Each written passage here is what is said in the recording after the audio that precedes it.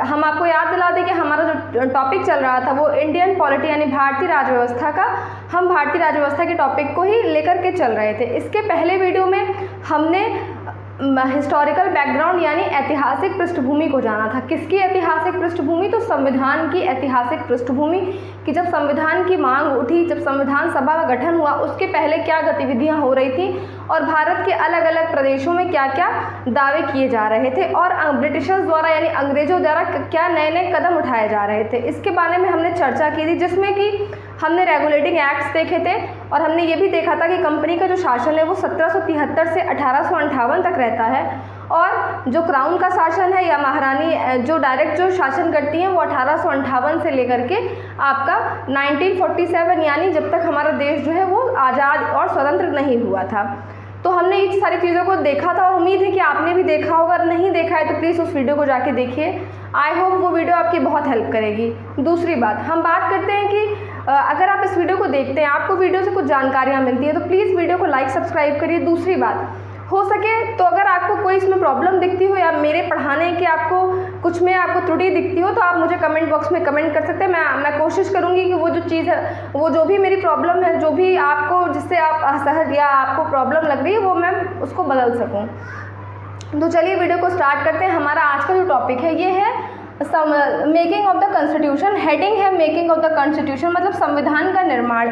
लेकिन संविधान के निर्माण से पहले हमको ये जानना ज़रूरी है कि संविधान में पहले संविधान की मांग कैसे उठी और सबसे पहले इसकी मांग किसने की, तो ये हम समझेंगे। चूँकि इससे रिलेटेड क्वेश्चन भी आते हैं तो ये आपको समझना ज़रूरी है। तो चलिए वीडियो को स्टार्ट करते हैं।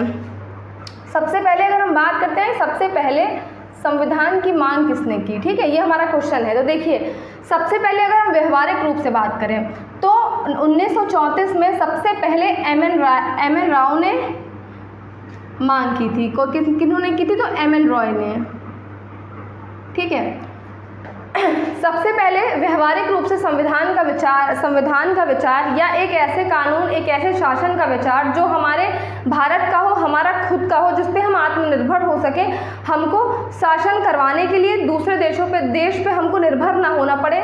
मतलब कि उस समय का जो समय था, मैंने आपको कल के वीडियो में बताया था कि देश तो हमारा आज़ाद होने के कगार पे आ ही चुका था, लेकिन साथ साथ ही जो महान बुद्धिजीवी लोग थे, जो बड़े बड़े महान लोग थे उस समय के, जो बड़ी बड़ी हस्तियां थी, उनके दिमाग में ये भी आ रहा था कि इतना बड़ा देश है, इसकी इतनी सारी पॉपुलेशन है, इसको कैसे रेगुलेट किया जाए, इसके लिए कोई ऐसा कानून, कोई ऐसी शासन प्रणाली बनाने की ज़रूरत है जो कि हमारी खुद की हो, हमें किसी पे निर्भर ना होना पड़े। ये चीज़ें माइंड में आ रही थी। तो सबसे पहले व्यवहारिक रूप से अगर जिसके मन में ये विचार पहले उत्पन्न हुआ या पहले विचार आया तो वो थे एम एन राव। कौन थे? M N Rao. कभी कभी क्वेश्चन भी पूछता है कि सबसे पहले संविधान की मांग किसने की थी? व्यवहारिक रूप से तो किसने की थी? एम एन रॉय ने की थी। दूसरा अगर हम आते हैं एम एन रॉय के बाद, तो सन 1935 में, कितने में? 1935 में इंडियन नेशनल कांग्रेस मतलब भारतीय राष्ट्रीय कांग्रेस ने पहली बार संविधान निर्माण के लिए संविधान सभा की मांग की थी। अब इसमें ध्यान देने वाली बात यह है कि जो इंडियन नेशनल कांग्रेस है, भारतीय राष्ट्रीय कांग्रेस, उन्होंने पहली बार संविधान निर्माण के लिए, मतलब उन्होंने पहली बार उनका ये चीज़ क्लियर था कि उनको एक संविधान चाहिए और एक संविधान का हमें निर्माण करवाना है। उसके लिए संविधान सभा की मांग की, मतलब कुछ मेंबर्स की सभा बनेगी, कुछ मेंबर्स का ग्रुप बनेगा जो मिल करके ये तय करेंगे कि हमारी जो संविधान सभा, हमारा जो संविधान बनेगा, हमारा जो कानून बनेगा वो कैसा बनेगा। तो किसने की थी? तो 1934 में इंडियन नेशनल कांग्रेस ने पहली बार संविधान निर्माण के लिए संविधान सभा की मांग की थी। ये भी क्वेश्चन कभी कभी पूछता है। तीसरी अगर हम बात करते हैं तो देखिए 1938 में, कब? 1938 में इंडियन नेशनल कांग्रेस यानी भारतीय राष्ट्रीय कांग्रेस की ओर से जवाहरलाल नेहरू, ये याद रखिएगा, ये भी क्वेश्चन आता है, जवाहरलाल नेहरू ने घोषणा की कि भारत का संविधान निर्माण, किसका संविधान, किसका निर्माण? तो भारत का संविधान निर्माण, मतलब हमारे देश का, हमारा भारत का अपना संविधान निर्माण, हमारा भारत का संविधान निर्माण व्यस्क मताधिकार के आधार पर, व्यस्क मताधिकार मतलब वोटिंग के आधार पे, कि जो बड़े हैं वो वोटिंग करेंगे और उस आधार पे चुनी गई संविधान सभा द्वारा होगा। मतलब कि व्यस्क मताधिकार द्वारा संविधान को नहीं चुनना है या संविधान बनाने वालों को नहीं चुनना है, क्या करना है कि संविधान सभा का हमको चुनाव करना है, और वो संविधान सभा किसका निर्माण करेगी, तो वो संविधान का निर्माण करेगी। तो इस चीज़ को याद रखिएगा, कभी कभी कन्फ्यूज़न होता है।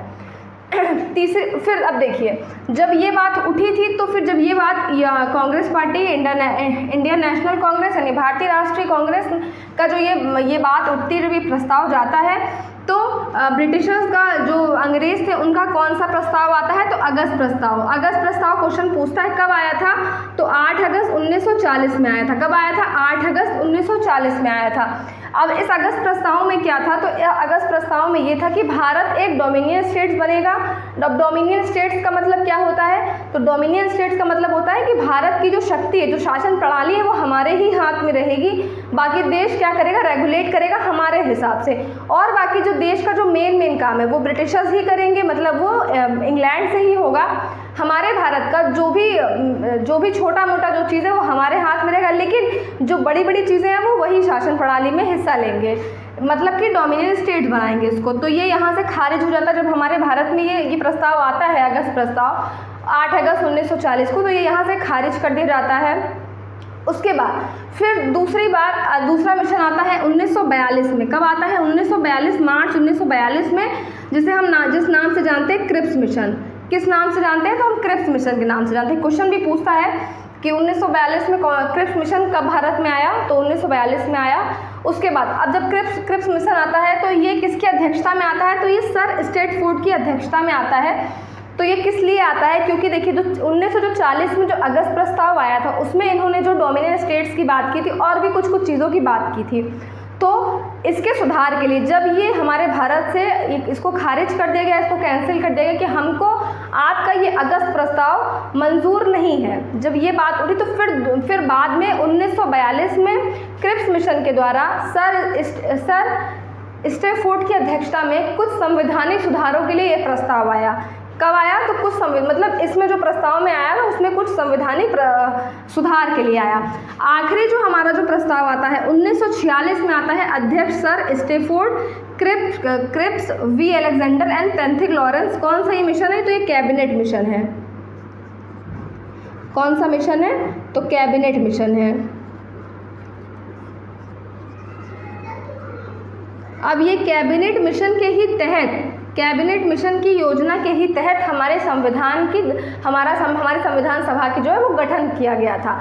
तो क्लास जो हमारा आता है 1946 का, उसमें जो 3 लोग आते हैं, sir Stafford, Cripps V Alexander, पेंथिक Lawrence, जो कैबिनेट मिशन में आते हैं, तो वो हमारे भारत में आकर के इस सहमति पे सहमत होते हैं कि हाँ, भारत को संविधान की ज़रूरत है, भारत जो संविधान बनाएगा हम उसमें उनकी मदद करेंगे। तो अगर हम ये बात करें कि संविधान सभा का गठन है, संविधान निर्माण की जो पहली प्रक्रिया स्टार्ट हुई थी वो किस मिशन के बाद हुई थी, तो वो कैबिनेट मिशन योजना के ही तहत हुई थी। तो ये जो आज हमने ये जो देखा है, ये क्या है, तो ये सबसे